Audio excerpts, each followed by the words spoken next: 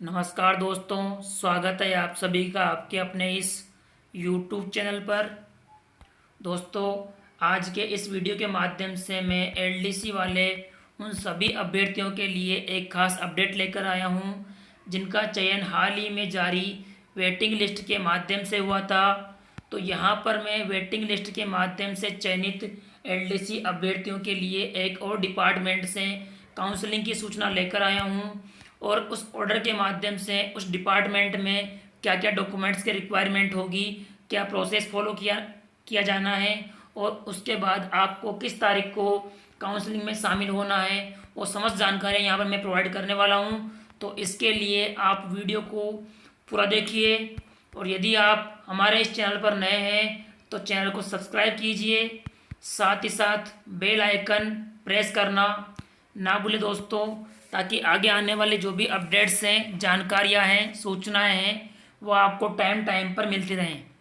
मित्रों, यहाँ पर बिना कोई देरी किए शुरू करता हूँ। सबसे पहले आप यहाँ पर देख लीजिए कि ये काउंसलिंग ऑर्डर किस डिपार्टमेंट का है।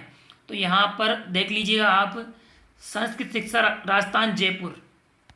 ये ऑर्डर दिनांक 17/6/2021 को जारी कर दिया गया था, लेकिन वेबसाइट पर आज ही अपलोड किया गया।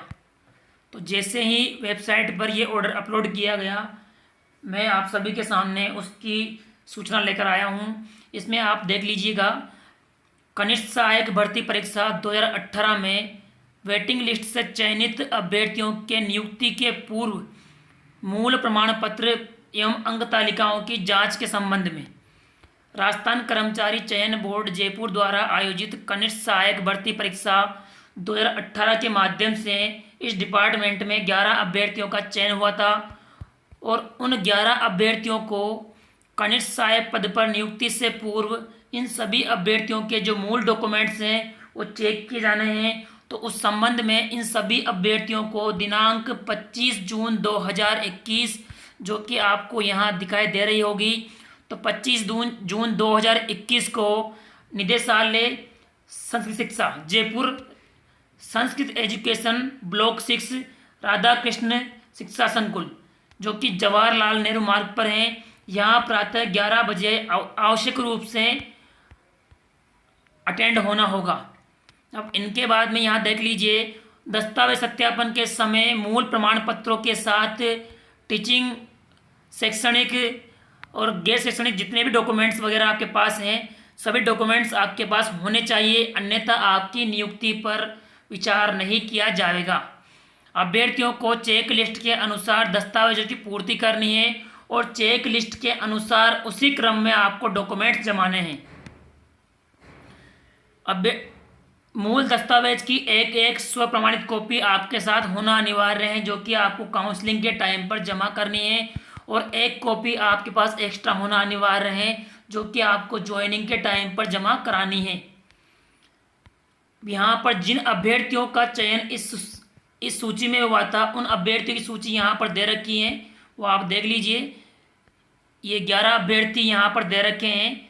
इस सूची में जितने भी अभ्यर्थी हैं, जिनका भी नाम इस सूची में है, वो ध्यान दें कि ये जो चेकलिस्ट दे रखी है चेकलिस्ट, इस चेकलिस्ट के आधार पर ही आपको डॉक्यूमेंट्स जमाने होंगे। और यहाँ पर जो डॉक्यूमेंट आप लगाते हो, यदि लगाते हो तो हाँ के सामने टिक करना है, और नहीं लगाते हो तो नहीं के सामने टिक करना है। इसी आधार पर आपकी जो डॉक्यूमेंट की सूची है वो तैयार करनी है।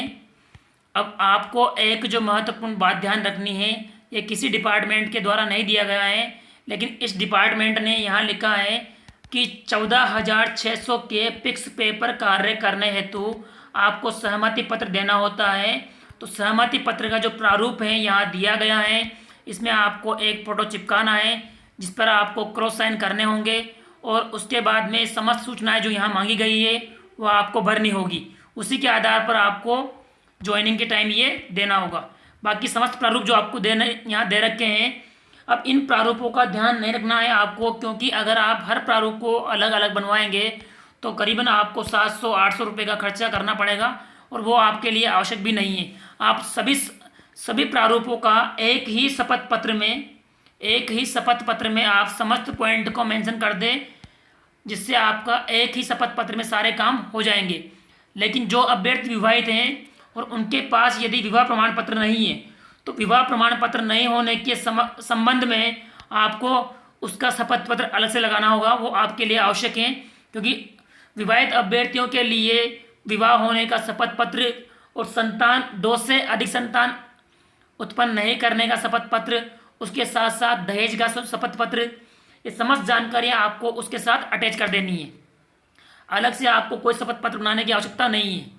अब यहाँ पर अंतिम बात जो आपको ध्यान रखनी है शपथ पत्र के अलावा, वो क्या है, इन सभी अभ्यर्थियों के लिए यहाँ पर एक और महत्वपूर्ण जानकारी दी गई है कि जिन जिन अभ्यर्थियों का इसमें चयन हुआ है उन सभी अभ्यर्थियों को क्या करना है, इस प्रारूप को अवश्य रूप से तैयार करना है, जो प्रारूप आपके लिए बहुत जरूरी है। इस प्रारूप को आप अवश्य रूप से तैयार करवाएं अलग से चाहे तो। वैसे यहाँ पर वही दिया गया है दस्तावेज सत्य होने के संबंध में, तो आप इसको भी शामिल कर लें, इसमें कोई ऐसी खास बात नहीं है। लेकिन आपको शपथ पत्र बनवाते वक्त एक बात ध्यान रखनी होगी कि शपथ पत्र में आपके नाम, पते वगैरह, डिपार्टमेंट वगैरह सब चीज़ें, ये पॉइंट नंबर 1, 2 और 3, ये चीज़ें आपको अवश्य रूप से पॉइंट नंबर 4 तक भी आपको सेम टू सेम टाइप करनी होगी या टाइप करवानी होगी। इसके बाद में अगली जो सूचना है आपके लिए ये है कि ये जो भी अभ्यर्थी इस सूची में हैं उन सभी अभ्यर्थियों के लिए जो क्रम होने वाला है वरीयता का काउंसलिंग के टाइम पर, इन्हें जो प्रेफरेंस दी जाएगी वो इस क्रम में दी जाएगी जो कि आपको यहाँ दे रखा है। सबसे पहले दिव्यांगजन, उसके बाद विधवा, फिर परित्यक्ता, फिर एकल महिला, भूतपूर्व सैनिक, खिलाड़ी और पति पत्नी प्रकरण शेष अभ्यर्थियों को मेरिट लिस्ट के क्रम में। यहाँ पर पॉइंट नंबर 1 और पढ़िए, ध्यान से पढ़िएगा आप। विभाग में कनिष्ठ सहायक के रिक्त पदों को चिन्हित कर उनको विभागीय वेबसाइट व नोटिस बोर्ड पर लगा दिया है और सभी अभ्यर्थियों को यह सूचना मेल के द्वारा भी दी गई है। जो भी अभ्यर्थी इस डिपार्टमेंट में हो ध्यान रखें, सभी अभ्यर्थियों को यह सूचना मेल के द्वारा भी दी गई है। अब अभ्यर्थियों को विभाग द्वारा प्रकाशित रिक्तियों में से स्वयं की मांग के अनुसार अर्थात स्वयं की प्रेफरेंस के अनुसार आगे एक प्रपत्र दे रखा है। उस प्रपत्र में आपको अपनी जो वरीयता है, जो प्रेफरेंस है, उसको भरकर समस्त डॉक्यूमेंट्स की PDF स्कैन करके, देखिए यहाँ पर स्वयं की मांग के अनुसार विकल्प पत्र में रिक्ति भर स्कैन PDF फॉर्मेट में स्वयं की ईमेल ID से, विभाग की जो मेल ID जो दे रखी है यहाँ पर ldc.sans.2018@gmail.com पर भिजवाया जाना सुनिश्चित करें। और ये आपको निश्चित रूप से दिनांक 24 जून से पहले पहले ही भिजवानी है और 25 जून को आपको काउंसलिंग में शामिल होना अनिवार्य है। अब यहाँ पर देख लीजिए, नियत समय सीमा में सूचना अप्राप्त होने की स्थिति में शेष रिक्तियों में से रैंडमली आपको कार्यालय अलॉट किया जाएगा। जिला और जिले में स्थान के आवंटन में जो अभ्यर्थी काउंसलिंग के उपरांत अपनी परिवेदना लगाना चाहते हैं, मित्रों ये सबसे बढ़िया बात है कि इन अभ्यर्थियों को परिवेदना का जो मौका है वो काउंसलिंग के साथ दे दिया है कि काउंसलिंग के उपरांत जो भी अभ्यर्थी असंतुष्ट हैं वो 3 दिवस के भीतर काउंसलिंग उपरांत अपनी परिवेदना 3 दिवस के भीतर निदेशालय में जमा करवा सकते हैं और स्वयं जाकर उस चीज़ में बदलाव करवाने की इच्छा रखते हैं तो वो डिपार्टमेंट का जो हेड ऑफिस है वहाँ जाकर अपने पदस्थापन कार्यालय में बदलाव करवा लें। अब यहाँ पर आपको सूचियाँ दे रखी है किस किस जगह कितनी कितनी रिक्तियाँ हैं, वो सूची यहाँ पर आपको मिल जाएगी। अगर आपको मेल पर नहीं आई होगी तो मैं अवश्य रूप से आपको ये प्रोवाइड कर दूँगा। अब यहाँ पर आप देख लीजिए, आपको प्रेफरेंस के लिए ये विकल्प पत्र भरना होगा जिसमें आपको नाम, पिता का नाम, आपकी रैंक, डेट ऑफ बर्थ, आपकी जो कैटेगरी है वो, और जिस कोई खास श्रेणी जैसे कि आप दिव्यांगजन, विधवा, परित्यक्ता, इन किसी भी चीज़ में से आप शामिल हैं तो उस पर टिक करना होगा और उसका जो प्रमाण पत्र है आपको लगाना होगा। विवाह की स्थिति, मैरिड या अनमैरिड, अगर यदि अन्य कोई चीज़ ऐसी हो जो इसमें शामिल ना हो और आपको शामिल करना है तो उसको यहाँ लिखकर उसका डॉक्यूमेंट अटैच कर दें। गृह जिला आपको भरना होगा और वरीयता जो कि आपको यहाँ ऊपर रिक्तियाँ दे रखी हैं उन रिक्तियों के आधार पर आपको अपनी जो वरीयता है वो यहाँ भरनी है, क्रमांक 1 से 11 तक। उन्हीं में से आपको आपकी जो वरीयता सूची है उसके आधार पर, और जो दिव्यांगजन हैं, विधवा हैं, परित्यक्ताएं हैं, उनके क्रम को फॉलो करते हुए आपको ये कार्यालय अलॉट किया जाएगा।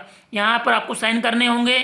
और उसके बाद में अगला जो यहाँ पर दे रखा है नीचे, ये कार्यालय टिप्पणी होगी। इसमें आपको जो कार्यालय अलॉट किया जाएगा वो, और विभागीय सूची में रिक्ति का जो क्रमांक है वो यहाँ दिया जाएगा, और अधिकारी के हस्ताक्षर यहाँ पर आपको मिलेंगे। इस प्रकार से इन सभी अभ्यर्थियों को, अब ये जो फॉर्मेट है, ये फॉर्मेट आपको जब काउंसलिंग में जाओगे उस टाइम पे आपको मिल जाएगा। डॉक्यूमेंट्स के बारे में समस्त जानकारी मैं प्रोवाइड कर चुका हूँ। किसी प्रकार की कोई डाउट आपको हो तो आप कमेंट बॉक्स में जाइए, वहाँ से आप कमेंट के माध्यम से जानकारी प्राप्त कर लीजिएगा। और ये पीडीएफ हम आपको टेलीग्राम चैनल पर प्रोवाइड कर देंगे, वहाँ से आप इस पीडीएफ को प्राप्त कर लीजिएगा। और आगे भी सभी डिपार्टमेंट की जानकारियों के लिए और कई सारी महत्वपूर्ण जानकारियों के लिए हमारे चैनल को सब्सक्राइब कीजिए। धन्यवाद दोस्तों।